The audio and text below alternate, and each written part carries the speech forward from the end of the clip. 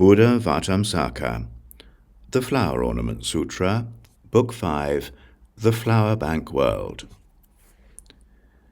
The Buddha is called lotus flower illumining everywhere.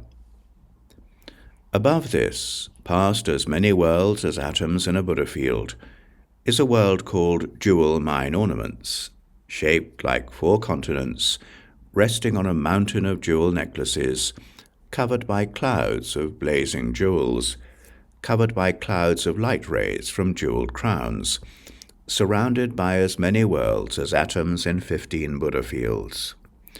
The Buddha is called elixir sound.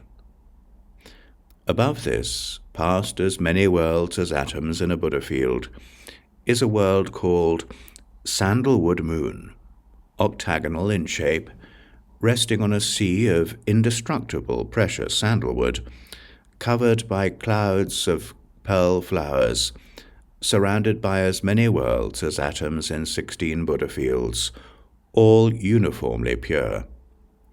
The Buddha is called peerless knowledge of the supreme truth. Above this, past as many worlds as atoms in a Buddha field, is a world called untainted light, shaped like a whirlpool of fragrant water, resting on a sea of jewel light of boundless colors, covered by clouds of exquisitely aromatic light, surrounded by as many worlds as atoms in 17 Buddha fields. The Buddha is called sound of light illumining all space.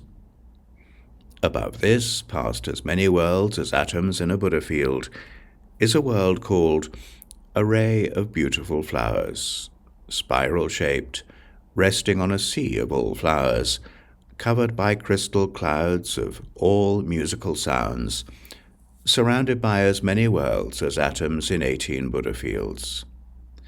The Buddha is called everywhere manifesting supreme light.